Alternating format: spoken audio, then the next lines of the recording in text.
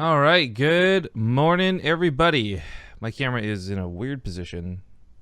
That position? Okay, we'll do it like that and hope for the best. Anyways, good morning, everybody. Welcome to the BTSL Season 2 finals that were pushed off for almost an entire month. But they are happening, and they're happening now. How are you doing this morning, Zombie Grub? Oh, I'm a little tired. How are you? I'm a little bit tired too, but my bigger problem is that I woke up with a canker sore on the bottom side of my tongue. Oh, I know, the cranky sore is real, and it's gonna make me cranky. For that reason, I'll just say really quick, don't be surprised if I'm not as talkative as usual. It actually hurts a little bit. But for those tuning in, upholding my promise, as per said on the last stream, we have two brand new set for life lottery tickets. A lot of you guys convinced me to just ride this out and see how far we can take it. However, I have a bonus third one, but the story here isn't that I'm like a super crazy addict and I needed to get another ticket. It's actually a really awkward situation, and I don't find myself actually succumbing to those a lot of the time, but long story short is the lady at the gas station was like being yelled at by the dude in front of me. She looked like she was having a bad day, and I said 2. She accidentally gave me 3, and I just was like... I didn't want to correct her, and I felt really bad for her. So I was like, fuck it. It's like $5. I'll take the. Fine. I'll get 3. Whatever. Not a big deal.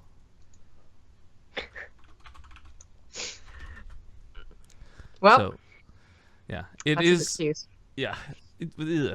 Anyways, yeah, we got ByuL versus Deer is the highest voted player matchup. So for those who didn't see on Twitter, I put out a poll asking which of the matchups you wanted to see, and by the largest vote, I'm glad that it's ByuL and Deer too, because ByuL recently picked up by Team BaseTradeTV.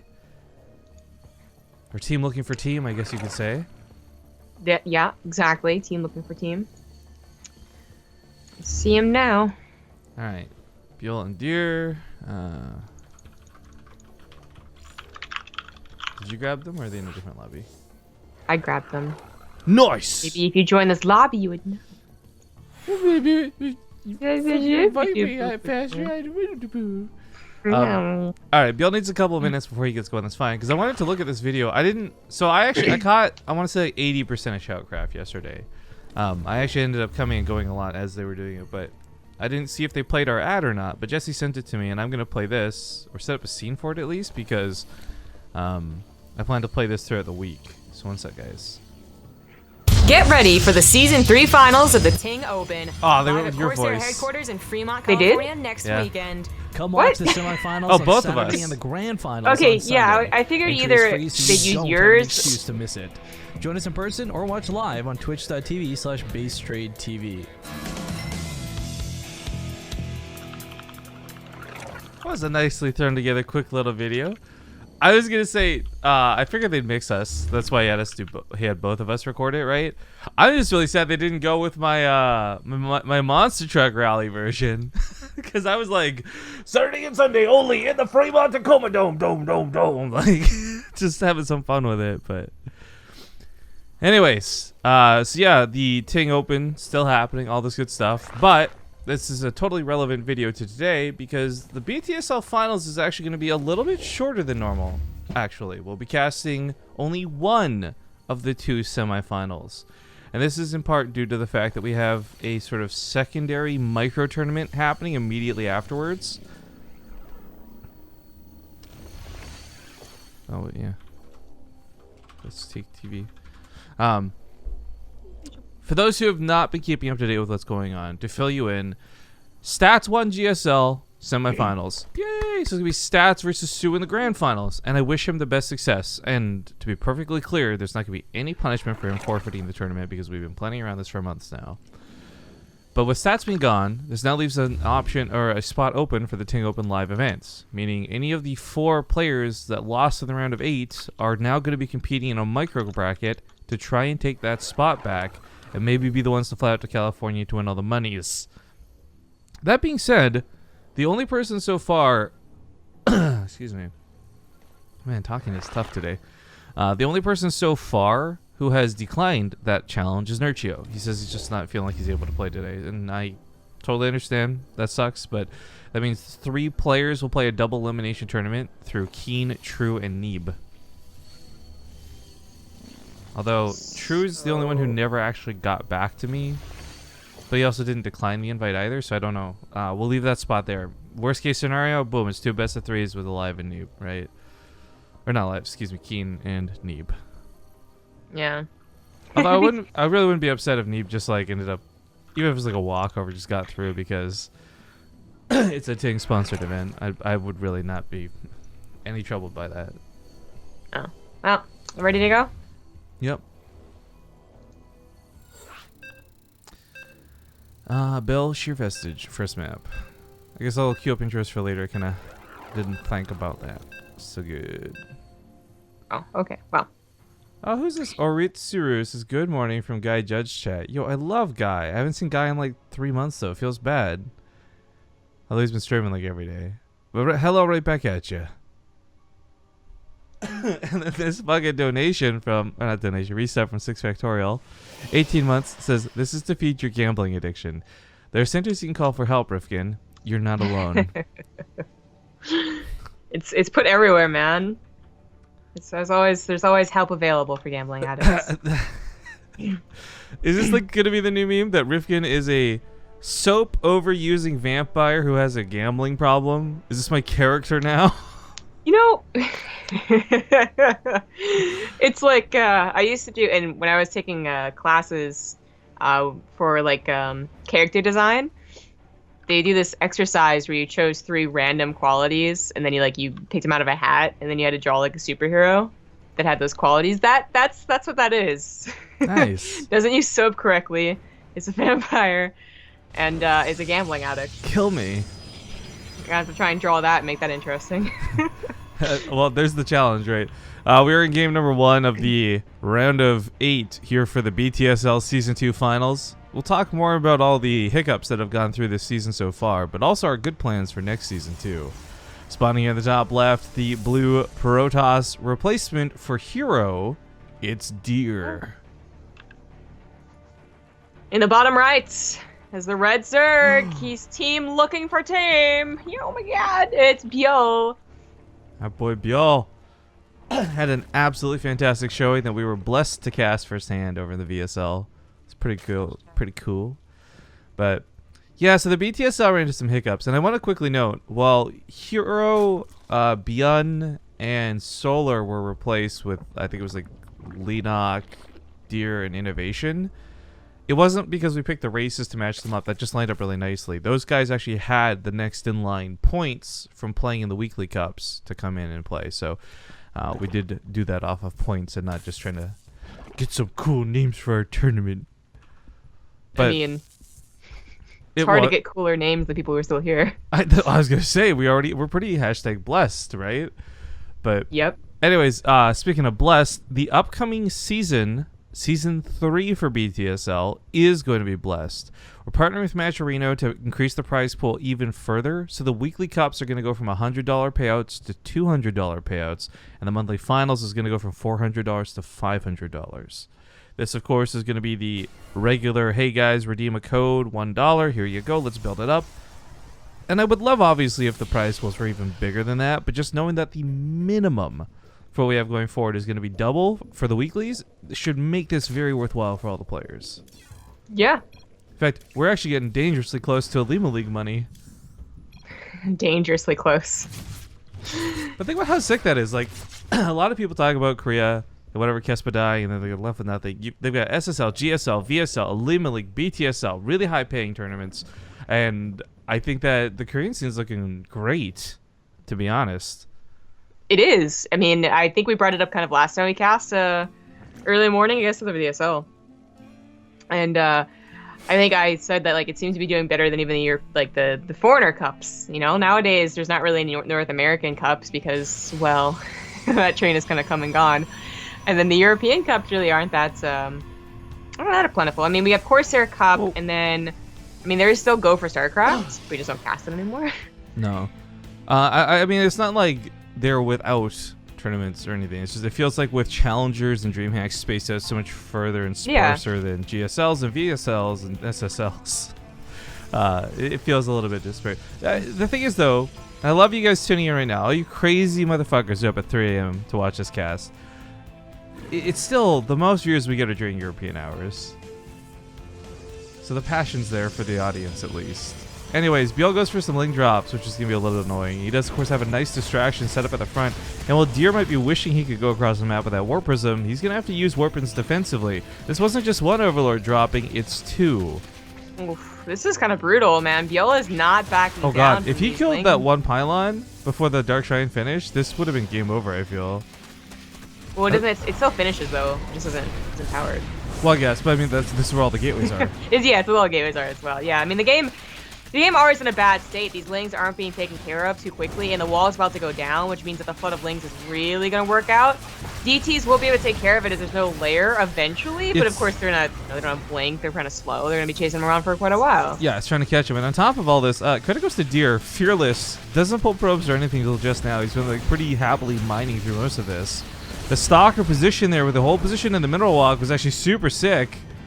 And he's going to run out of there, I guess, with some of the Lings, trying to keep some of these alive. It's kind of funny to see because normally these are just expendable and you're like, who cares? But looking for a couple more probe kills on the way out with the ones that he's got. I mean, the thing is, he's at least killed enough probes. I feel that this was kind of worthwhile, especially with having taken down that front door gateway. But the biggest thing for me through all of this was stalling out the DTs. And I believe while this went on, the Warp Prism was mishandled on the other side of the map. Yeah, so it actually died. Yeah. So there is no follow-up attack out of Deer because A, he's spending a lot on the defense, and then B, the carelessness cost him a Warp Prism that I don't know what happened. He must have pulled that into a queen or something. Yeah, because there's really not that many queens, so it really was just like flied in and then probably wasn't paying attention, which is really bad because honestly, like 9 now 11, I guess, probes died.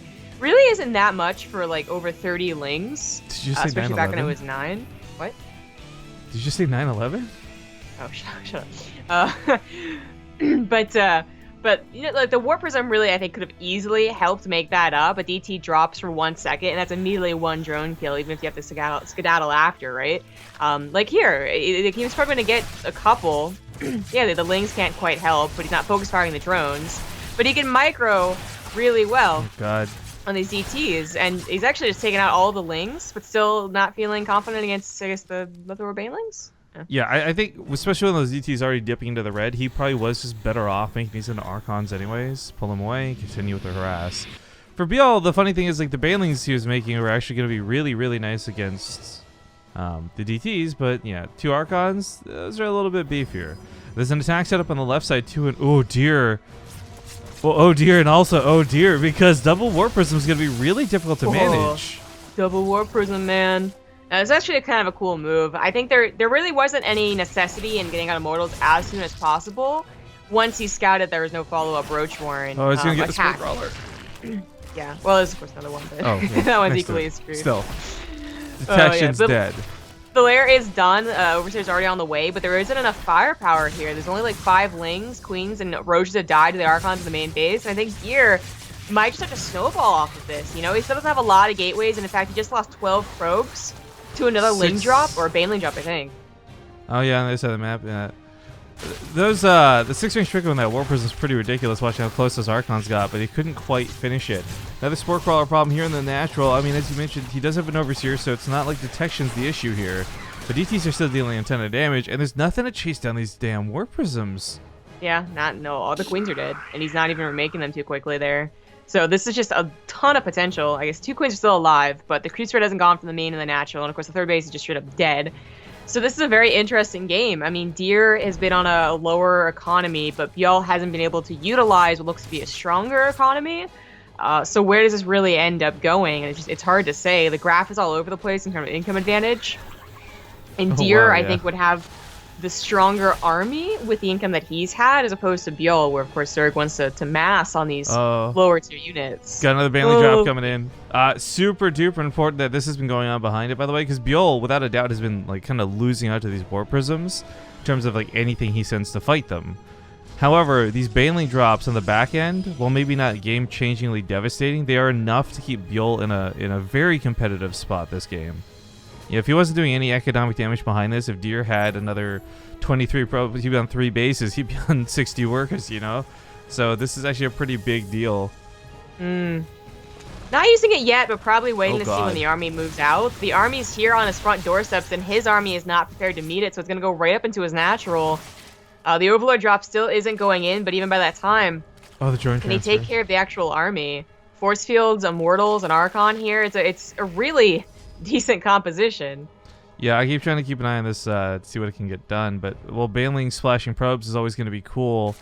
I really, really don't know if he can actually take this army on. I feel like no. Drones The getting pulled. Banelings. Actually, there's no force fields with the Banelings. They do crash into the Adepts. And the split has to come down. Yeah, ByuL That takes a was pretty pretty surprisingly good fight with those Banelings. It was slow Banelings too without the extra health, I thought for sure. No way they'll connect to that army. But as much as the opening engagement may have gone well for him, he still has to deal with these Archons. He still has to deal with, most importantly, that Immortal that just won't die.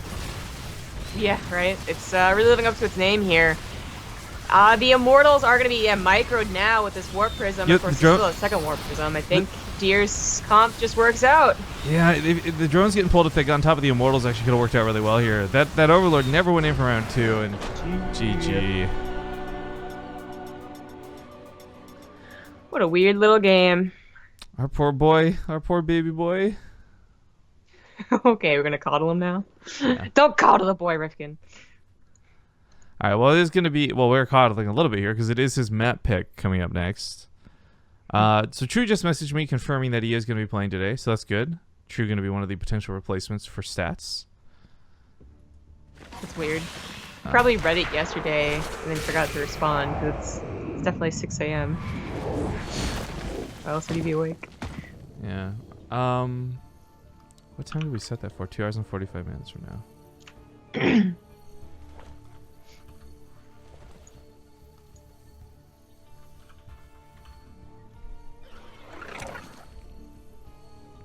Cactus Valley is next. All right. Surprised it's not Abyssal Reef, if we're going to be honest.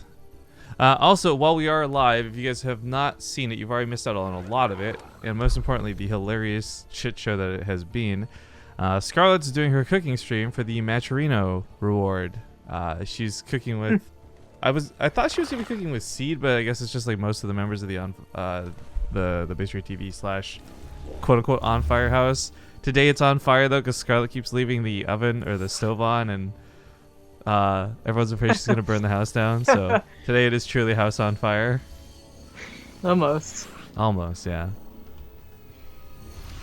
But yeah, so that's going on. Make sure to check it out if you guys haven't seen, because that was one of the awesome rewards we set up for our first tier of the Patreon unlocks for the mega tournament fundraiser.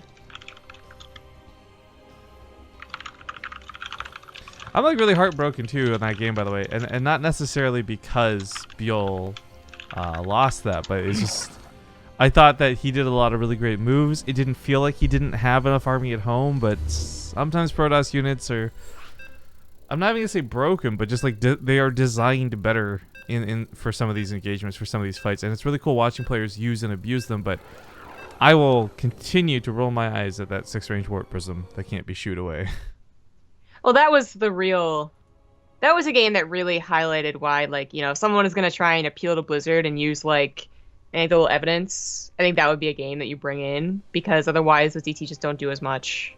The Queens barely get those shots off. The DTs don't take the risk. You know, it's a lot of don'ts without the pickup range.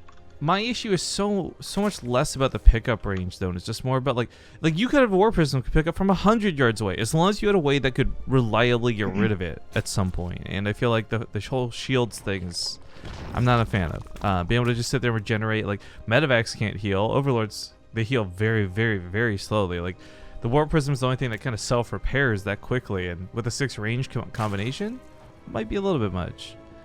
Anyways. Our own opinions on balance and whatever aside. Thank you to P4L4U, so Paulo, I'm guessing. New sub hype. Yay! Spawning here in the top left side of the map, looking for a team. He is, in fact, looking for a team, and I guess we can explain that more in a moment. It is Base Trade's ByuL. In the bottom left was the Teal Protoss. He is Deer. I really wasn't sure how Deer was going to fare today either, by the way. He played in one of the weeklies, and we really haven't seen him outside of that. You know, he does, I think, compete in the Elima League once in a while, but usually is knocked out early enough that we don't see him later on.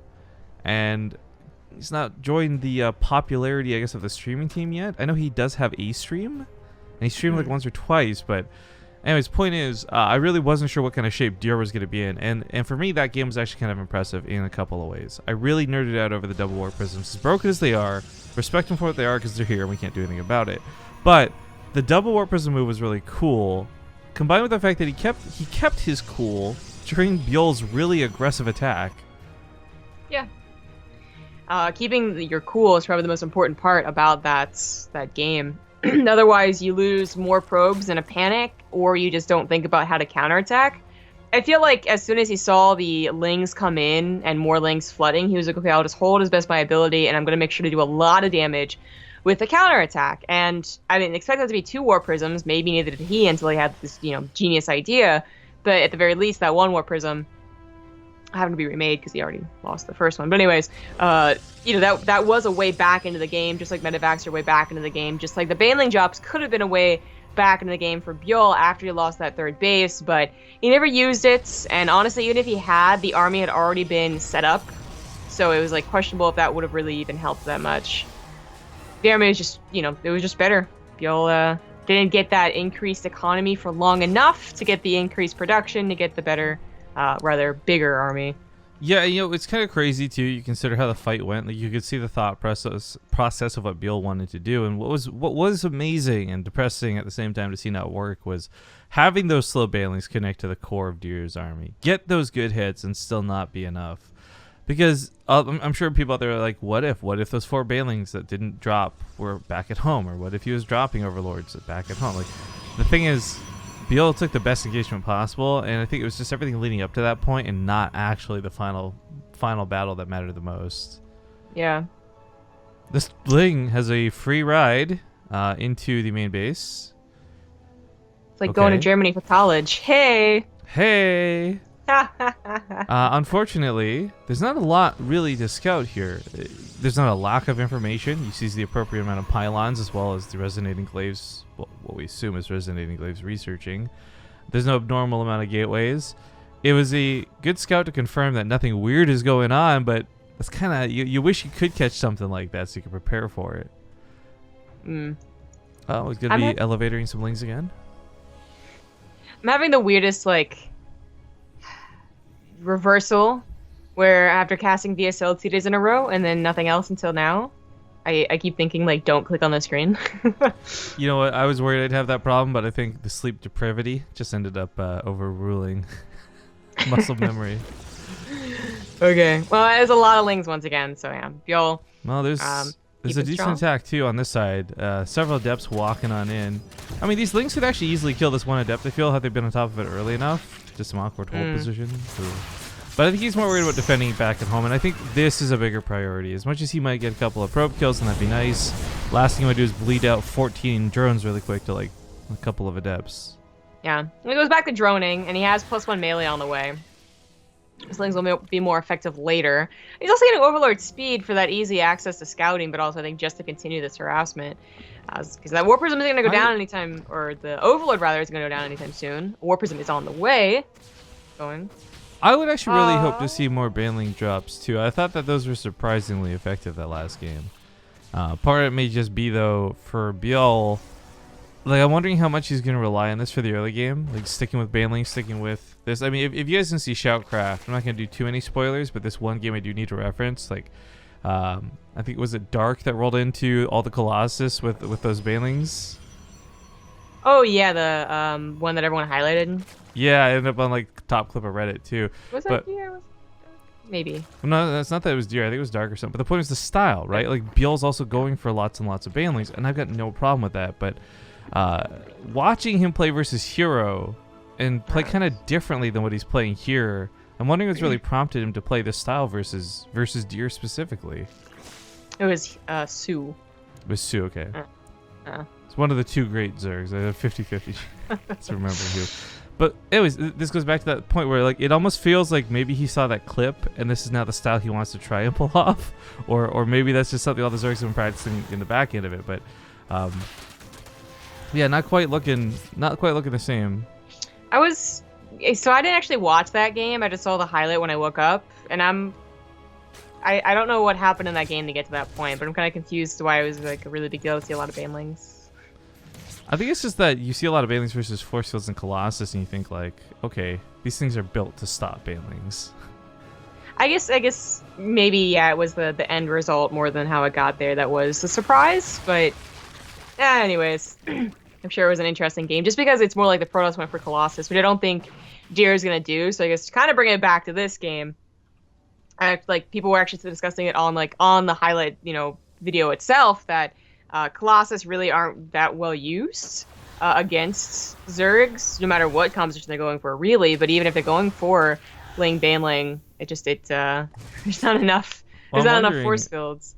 I'm wondering if potential meta shifts here, right? Hydras get 10 extra health, so they're used a lot more. So suddenly Colossus are used more, but storms are still favorable. So, yeah, that's what again people were discussing, and like, it seems totally reasonable if we saw more people trying to abuse Hydralisk. But this is like the thing, I guess, about any potential meta shift is that there's the potential that everyone's gonna use these now buffed units for like 2 weeks, and it's gonna be like, oh, here we go again, Hydralisk. And there's also the potential that no one cares, or like 10 health, like it's not enough, and they do the exact same thing over and over again. So they're kind of like automatically trying to counter it.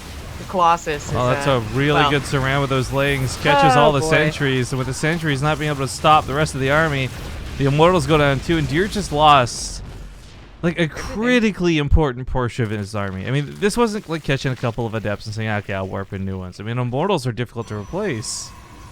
That was a really bad fight by Deer. So many of those sentries still had I like force this. fields. Boy, I really like this. ByuL's gonna go for the attack and push the issue. Oh, he's definitely. I think he's actually gonna win this straight up. Without Storm, there's just not enough units. If Deer can somehow find a way to buy time, there's lots of tiny chokes. Sentries could buy a lot of time. Maybe he gets Storm out. I don't know. But I love that he's got Overlords ready to drop. It's gonna catch these Templar. It'll be worth losing everything if he kills all the Templar.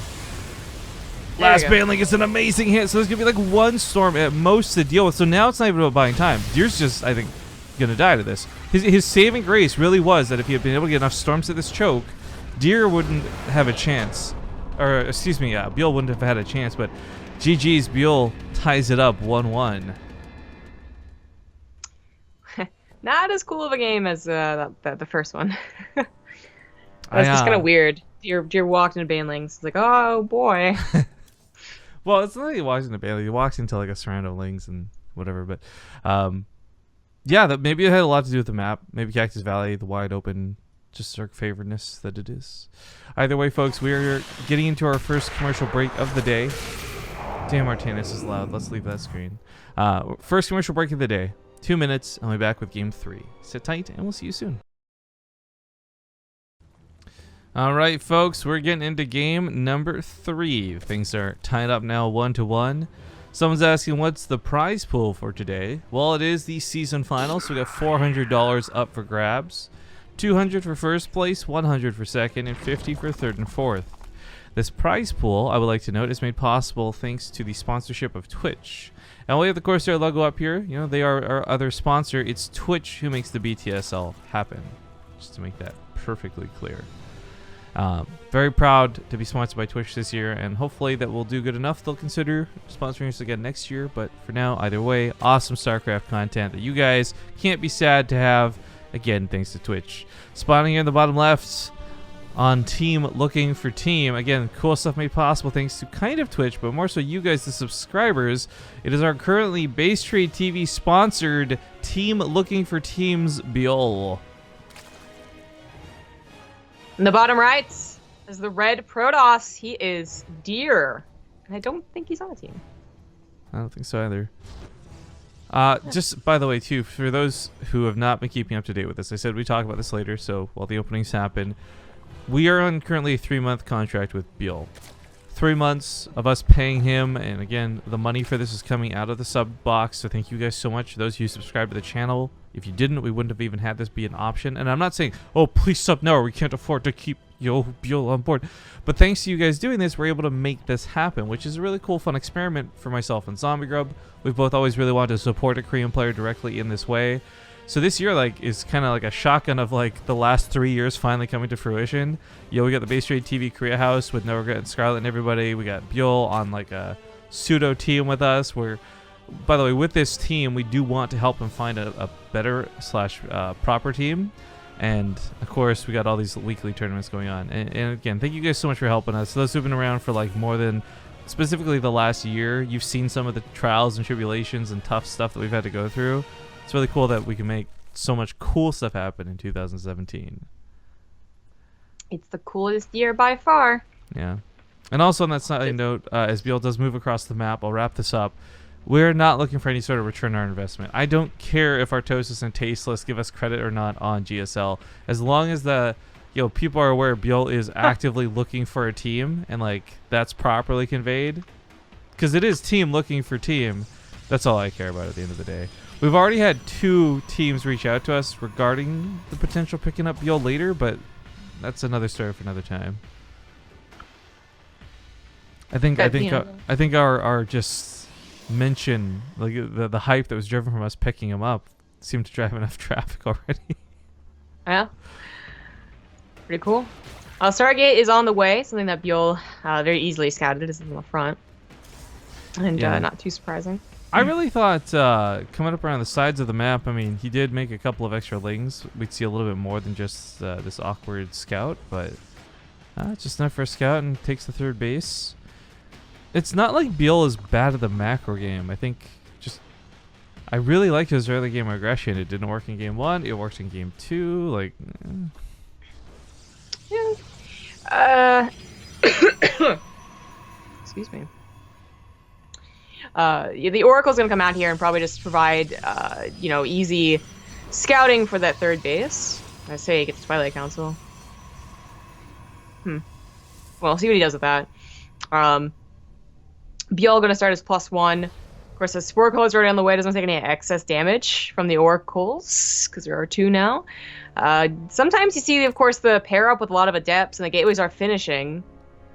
So 2 Oracles, 6, 7 Adepts. They can actually really damage a 3rd base, which is why I like that ByuL took it to the north. I'm actually getting more and more judgmental, I suppose, about Zergs who take it in the pocket base as opposed to the very north. It just seems the farther away you are, usually the better it is for the Zerg players. They're not too aggressive anymore. Yo, I just realized this little symbol on ByuL's base. That looks like a phoenix. Little symbol? Like that little thing there? Oh, yeah, it does. Yeah, okay, yeah. It's supposed to be like a skull, right? I have no idea. Thank you guys for a couple of subs. 2 shots here in just a sec because we have the 2nd Oracle coming in. That first one got away with literally 1 health. Ugh. Literally 1 health. So we'll see if he can get that much more use out of it. It does seem like the damage has been stopped though, and deflections were great. Even with the Adept follow-up, like these Oracles are so quickly going to get taken down. At least one of them will be. But for ByuL's sake, we're not quite on banelings. His Zergling count isn't through the roof. I am actually really worried that he might not have enough for this attack. Yeah, this is the, it's going to pair up with the Oracles, potentially. Either the Oracles swooping in the main base, or they help with the Adepts, and that is I think 8 Adepts moving across the map now, with a few more just being whipped in defensively back at home. I mean, it's not an all-in, but it can do some significant damage if the Zerg really is being too greedy. I would say that ByuL isn't. He just made a lot of lings, and he's only at 44 drones, compared to, 54 probes. But this is a kind of already damage, and he's just going to back off from it. I mean, he does have +1 finishing up too, so it's not even going to be such a waste. If he decides to go for a counterattack, he very well may be able to do something with the 3rd, but I really like that Digger layered on so many pylons, guaranteeing there's going to be several overcharges available if that's the case. Yeah. Well, he backed off for a second. And we do have Baneling Hydralisk, which seems to be the thing to do on Newkirk specifically, but he backed off for a second just to join up with a lot more reinforcements, probably hoping that ByuL doesn't commit to Banelings. Things like, oh, it's over and done with, I don't need to make any more army. But he did make a lot of Banelings. This might have been a mistake. Great hits out of those Banelings. The Adepts get absolutely wrecked.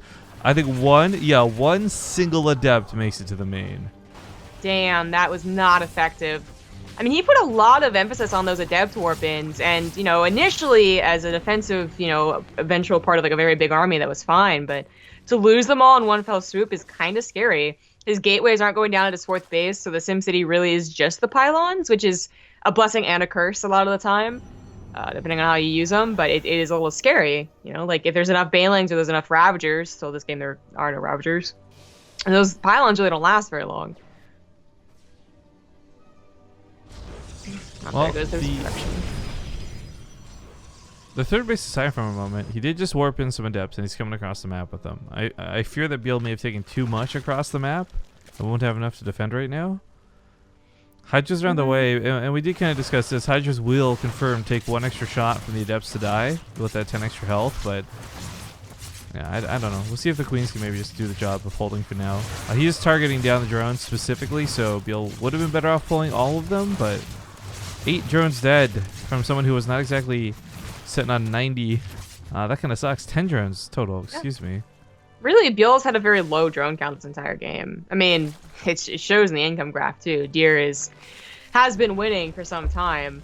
With the, I think he's had like sometimes for a lot of this game like more than 8 probes ahead very consistently. So that's like pretty shocking.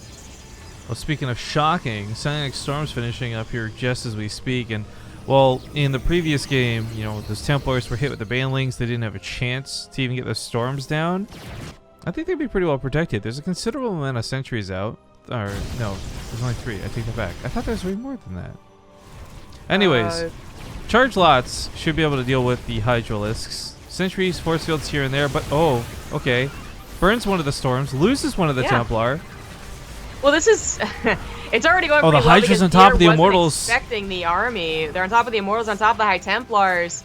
Storms aren't going to be as effective against like these spread out units, but charge lots will be. So finally warping those in. Charge lots are going to be great, but as we can see, like they're kind of coming in funneled, right? Like this wasn't all of them in one giant swoop. So now that they finally clustered up and they kind of clumped up together, they actually managed to push ByuL back. That was really scary, though. I mean, the Immortal lived, which, by the way, WTF, like, Deer's getting away with so many units at, like, 1 health, 6 health, 5 health. But, yeah, right. 4th base down, plenty of banelings coming out to deal with those charge lots. It's going to be tough, though, because ByuL can't really just charge in front line with the banelings. If he does, he's going to be met with storms. Same thing for Deer. He's actually got to keep the Zealots back. Last thing he wants is those running into the banelings. Yeah. ByuL seems to think that it's time for just the basic bling Hydra is over, so he's gonna go on the lurkers, and he probably is right about that. Even though he got on top of High Templars, he did see that more were kind of in the back, being brought forward. So, you know, the longer he's on this composition, the more he tries to force the issue, the more chances there are that the storms will be, you know, absolutely fantastic for Deer. So he's gonna be very careful. Trying to split up, trying to get his banelings maybe going to the backside, kill those High Templars. Immortals and Archons are protecting them though, and the storm just make sure it doesn't work out. Yeah, they were really waiting for them. Oh, well, the Zealots got to be pulled back there. I gotta wonder, like, at this point, considering how few Stalkers there are, if dropping with the Overlords would just be more effective. I mean, the Overlords have more health than a baneling. They can actually soak a storm. And while I'm sure that's maybe not something ByuL is thinking on as priority, like, it seems to be the only way he's going to get these banelings to connect, because Deer is on top of these storms. He really has not had any bad storms so far. Okay, well, this was going to be a cool little trick, but it was easily scouted. And they Oracles, please. Oh, Hydra can't say what it wants to shoot. Did you see that clip? I didn't even know you could do this, the way ByuL triggered the stasis trap the other day on stream. No, I didn't. He like picked up the Marine as it was going off, so it didn't get stuck in stasis. Ah, yeah, I mean, I guess there is a little bit of a delay. I just remember. And they were both trying. Uh-oh. Interesting. All right, so ByuL's got upgrades for sure, but most of what his units that benefit from the upgrades, these links, these banelings are easily washed off with those storms. And as we can see, stasis traps to fall back to, storms on top of the ramp. I mean, if these Templar go down, Deer's going to be in a lot of trouble. Here we go from the backside. Banelings, they do connect! Nice. Yeah, I mean, ByuL made sure to take out the stasis traps, like a link so going sick. forward there. Oh, this is so sick. I love this. The top side kind of failed. Yeah, a lot of lurkers on the way, and Deer is just not taking the engagements he needs to when he pushes out. This is the second time in the same game where he's just been clobbered and surrounded. Like, if we could commend ByuL on his dance moves for this game, too, by the way. I mean, he has been constantly hitting from a couple of different angles. This is present for the whole series, too. This isn't that awkward Zerg just kind of move in and hope for the best with a swarm type move. Like, he's actually been dancing around the army really well, constantly getting in the backside. These lurkers don't perform that well, though. It's a little bit awkward. They do help take out some of the Zealots. See if there's enough links still going through. I mean, ByuL's got a small army supply lead, but small being the emphasis there. I don't know if he can actually take on. Well, if the Mothership Core goes down, it's not going to be overcharges. Okay, that would have been helpful. That could have been really helpful. It looks like the army's just about going to clean it up, though. A couple of Immortals pop outs, and there's just not enough lurkers, and everything is said and done. And it is a constant back and forth. ByuL does take a 5th base behind this, so his economy is actually better than Deer's. But Deer with a 4th base, having been up for a while too, isn't exactly running out of minerals anytime soon either. And they're just holding very strong against each other. I think there was certainly a missed opportunity there, so I didn't want to interrupt with it. But that observer was pretty low. But the oracles having been killed earlier, Deer is now realizing like, oh, I can't rely on just observers. Like if he had lost that the observer, there's no way this would have been pushed back. He would have absolutely died to lurker damage. He would have taken a lot of damage for sure. Because like one of the things that was kind of questionable just overall was that he was attacking beyond the range of pylons in the first place. It ended up working out because he killed so many lurkers initially, but right, if the observer had died, he would have had to retreat as soon as possible back into his gateways, back into his nexus. All right, Charge Loss top left, going to be a bit of a problem here for ByuL. Not really able to defend him initially. He does have Lings nearby, though. Oh, these Lings, I mean, they're upgraded, but so are the Zealots. So Yeah. With like Baneling support here. Oh, they're rolling on in. As you mentioned, though, he did have this extra base set up, so a little bit of lost mine here is not the end of the world. It is kind of cool to see, because Deer had the income for like the last like 7 minutes have been all Deer for a while, and then ByuL finally starts picking up 5 minutes ago. And yeah, the income's been really back and forth this game. I do fear that Deer might be getting the better end of the compositions, though, which, does happen in ZvP, whether you're stuck on Ling Baneling Ravager or Ling Baneling Hydralisk. Eventually, Storm Archon Immortal Charge is just a better composition. Deer has not taken the best offensive engagements. He's always gotten surrounded, surprised by Banelings. And it might happen again, as, I don't know, maybe it'd just be better if Deer waited until he was a little more maxed out. Well, this is where the element of Storm is really interesting, because this game is something now where we've seen ByuL be able to dodge these Storms and dance pretty well. But if like one really amazing Storm hits, if he can't get that surround that he's been getting in most of these matches, like there's a lot of ways that this could go either way, to be honest. And I'm not just saying that because like we're filling downtime. This could actually very, very much go either way, despite what the supply looks like right now. Yeah, actually that's true. There's quite a bit of a supply gap. ByuL absolutely needs a fantastic engagement surround, though, and it's actually going to be even more difficult because Deer has effectively just surrounded his High Templars with army, as opposed to before when he's like kind of left them behind. Oh, well, the Banelings don't quite get on top of the... They don't quite get on top of the Templar, but they splash a lot of those Archons, a lot of the Immortals. It's a shame he doesn't... I almost wonder if it's worth trying to finish this. That is very close. And ByuL did a very good job about mixing or splitting up his lurkers. So one Revelation didn't quite cut it there. That's better, as he had to consolidate. But even a lurker defensively dealing with Zealots is nice. And Deer has got to be careful. What the Going to take another position. That Zealot did not care about that new Spine Crawler coming down to kill it like instantly. Templar are kind of revealing that, yeah, Storms are pretty good. He's trying to get past this and jump on top of them. Not going to happen. Barrier on the Immortals a little bit too much. And this Protoss army... It's small but unstoppable. I think it's too good. Yeah, I think it is too good. ByuL just didn't have didn't have enough supply in general, but he also just could not find a weak point like he has in the past, where he's gotten those surrounds and killed the important units right off the bat. Storms are finally all gone. The High Templars and Archons, but it's so few on me. All right, GG. GG. Deer will take the series 2-1 and move on. Excuse me, hiccup. Into the semifinals. A little bit sad to see ByuL die, but guys, I'm just gonna hashtag Protoss there at the end. Looked really disgusting. Yeah, that was actually a very interesting game because there was so much back and forth in the middle part of it. Yeah. But it was like it's this weird situation where Deer didn't have the best attacks, but then you kept on looking at ByuL and he didn't have the best economy. So thinking like different games where you see, 11 Adepts die to Banelings and the Zerg has like 65 drones, you're like, oh, well, this is obviously the Zergs. Well, I know this relates back to the economy, but like it's funny because early on I felt like his army was so much better with the worse economy. And as the game progressed and he got the better economy, his army was constantly at the worst following, not what you assume, like more money equals more units, right? More better.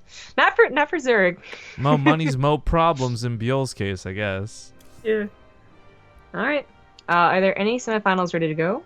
Not yet. I don't believe so. We're only going to be casting one of the two semifinals, guys, and this is for the sake of time. as we do have a micro bracket to play later with Neeb, True, and Keen. Explain that more in a bit, but yeah, top side looks like it's going to be TVT for sure, so Gumiho versus Keen or Innovation. Bottom side looks like it's going to be a PvP for sure, with Deer versus either Stats or Patience. So TVP Grand Finals, the only question is which semifinals are we casting? So we'll probably just go with whatever's available first, to be honest. But either way, we're going to a break. Who are those subs that came in, by the way? Crazy busy game. Icarus Radio gave us some bits. Days Go Slow sub, brand new. Welcome to the team. Master Tom and L for 3 months. Tyrell Zibby Wang for 4 months. Batigojij. That one name was like, I'm gonna go with Patigoje. Either way, thank you for the new sub. And then UCIBA Legend, or UCB Legend, for the 2-month resub. By the way, for this last guy before that and anyone else, if we ever say your name wrong, please, the best thing you could do is like record yourself saying your name and then like link it to us on Twitter or something. Yeah, right? Honestly. So real Zibby Wang kind of sounds like what Slayer McKenzie says.